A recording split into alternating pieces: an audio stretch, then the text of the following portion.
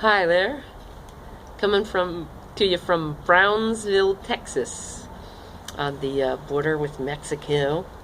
I crossed over the international border from Nuevo Progreso into Progreso, Texas, on Sunday morning, and I got searched because obviously I'm this crazy woman pushing this big cart of stuff. So that took quite a while. And then I managed to continue on, and the first day in the United States, I had an amazing experience. Met wonderful, lovely people walking along, and they're like, "Hey, who are you? Come over here and let me give you something to eat and some water to drink, and let's talk." And I put a picture of those guys up. Awesome guys. And then I walked about 10 miles that day, which, considering the state of this chest bug thing that I have, was pretty amazing. And found camping at a wildlife refuge. And however, I was still sick physically.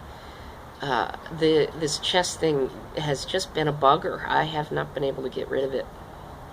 And I was coughing a lot, really hacking up stuff, and feeling fairly awful that first night physically. And I woke up the next morning and tried to continue. And let me tell you, I wasn't able to find in Nuevo Progreso the stuff to build the sunshade, the new sunshade I needed for the cart. I needed a cloth that is permeable so that the wind won't catch in it. And I didn't have that, and I tried to use a tarp temporarily. And this is a very windy area. The wind coming off the Gulf Coast is really, really strong. And it was clear right away that I had to take this thing off. And so I had no shade. And that also meant that I couldn't hang the solar panel to charge the cell phone. And the wind was so strong I couldn't even wear the hat. So I was walking full sun. And with very cold, very strong wind, also humid, very different kind of climate here. And I was not fully prepared for that. I had not prepared the cart for it. I had not prepared myself for it.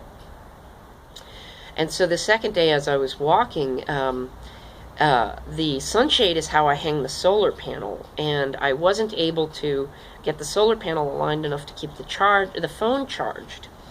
And so I couldn't use the maps to try to get off. I was walking on what looked like it was going to be a small highway, but it turned out to be a lot of big trucks. And with the wind already blowing so hard, the cart was being blown around by the wind as it was. When the trucks went by 3 times, they actually blew the cart over. And I have to tell you, that's an extraordinary thing, because this cart is very stable in general, and I was blown off the side of the road and over, and the cart weighs about 120 pounds, and picking it up is no picnic. I could do it, but it was no fun, and I was not feeling physically well enough to do that. I didn't have the right clothing, I was cold, I was sick, and I was in full sun. I got too much sun. I was feeling a little sunstroked, as you can see, a little bit of red. Couldn't even wear the hat because of the wind, and I just wasn't prepared. And so I walked, I think, about 18 miles over those 2 days, and then I realized that I couldn't continue walking until I got fully equipped, that it wasn't possible for my body. It was not a good thing for my body, especially considering that I have this nasty chest cold thing. So I accepted a ride. I put my pride aside, and I accepted a ride of about 20 miles to here, to where I am now, which is the All Souls Unitarian Church in Brownsville, which is a very, very small community. There are probably about 8 people, but lovely people. And they have been a wonderful help to me, and I'm now camping in their garden, which is gorgeous little garden. And for me, to be in the city and to be able to camp is ideal. I couldn't be happier with that. And I have access to bathrooms and their kitchen, and they have been really, really wonderful and helpful. And last night, one of their members, Azucena, took me thrift shopping so that I could get hooked up with the stuff that I needed to deal with the climate here, which sometimes apparently is very, very hot, and it can be very humid, and then other times can be very cold, and this cold wind coming off the coast, boy, that it will bite. And I needed to have a bunch of different kinds of clothing that I'd had in Mexico. And we went last night and found me everything that I needed. I mean, I don't have much clothing as it is. I can't carry too much. But I got this awesome denim shirt, which is going to keep me warm and be a great layer and cut the wind. And I got scarves and long underwear. And I'm set for continuing. I just need to go get some socks. So and I'm working on getting the sunshade finished on the cart, and the new sign in English that tells people what the heck I'm up to, so that when I'm walking, I get a little bit more interest and involvement, engagement. So, but the other thing that I did was immediately went to the store and bought all the vegetables that I could find, the superpower foods, and I started juicing with my new hand-operated manual single auger juicer, and I feel so much better. I am feeding my cells, and it's raising my energy extraordinarily. So while I'm still sick, I feel fantastic.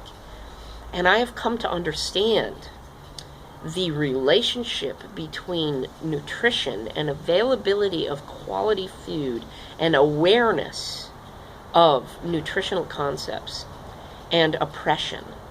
And I'm beginning to see, I understand in a very tangible, personal way, that when you do not have access or an understanding of good nutrition, your vibration, your energy is so low that you cannot make changes in this world.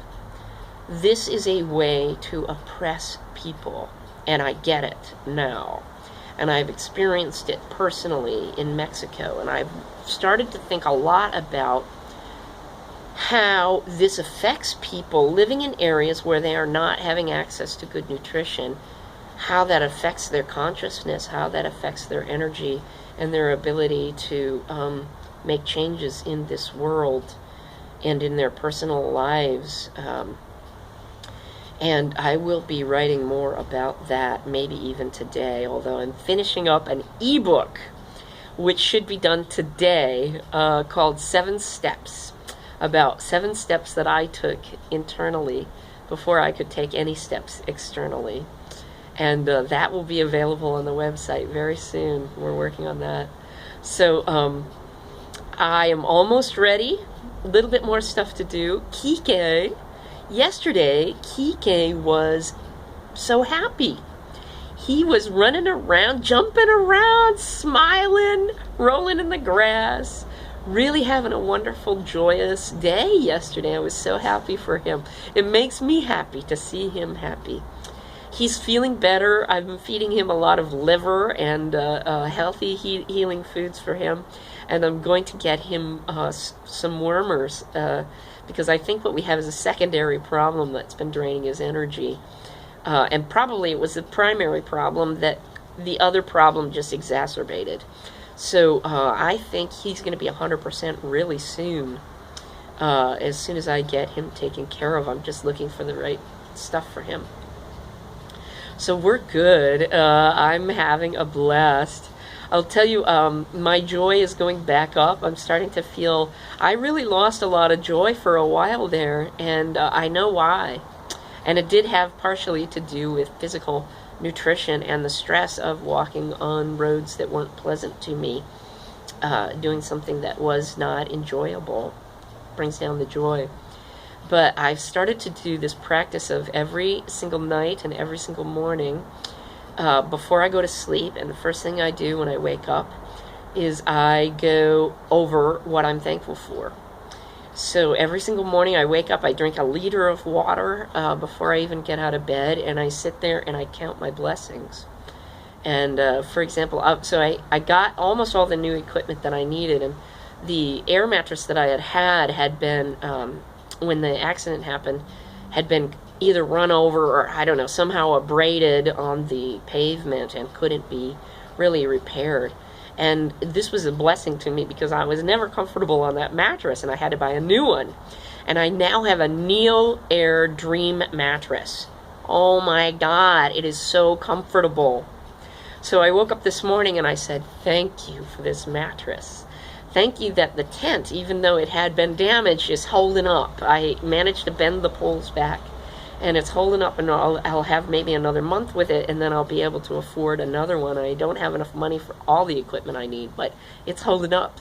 So I went through, I go through all of the things that I'm thankful for. I'm thankful for the new clothing. I'm thankful for the new friends. I'm thankful that in the United States I'll have cell coverage all the time, and I'll be able to send these videos. The internet is so fast here. I'm going to send this video. It's probably going to take 15 minutes as opposed to 3 hours to send. You can call me. I've got coverage. We don't have to arrange a date. This is just so much fun.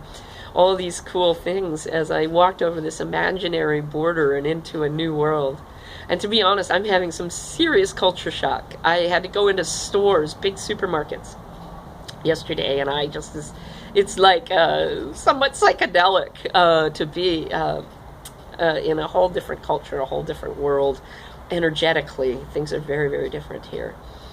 But I am just delighted to be ready to walk again, very close to ready to walk again. I think I will be able to leave tomorrow, and if not, at the latest on Friday. And I will be walking the Texas Gulf Coast. Beautiful area. I won't have too many pockets of civilization. It's very barren. As I understand it, it's kind of a border containment area, and that's why there's really nothing there. But I will be able to send some videos using data. Not all of them, because I don't have that much data, but I'll combine that with when I get Wi-Fi. And we'll be in contact. This is the funnest part. Things are going to change radically now because it'll be very easy for me to keep in touch. And I bought a used laptop, and we'll be able to do so much more that way, so much more writing. So I am stoked. I'm ready to go. Kike's ready to go. We are geared up and thrilled.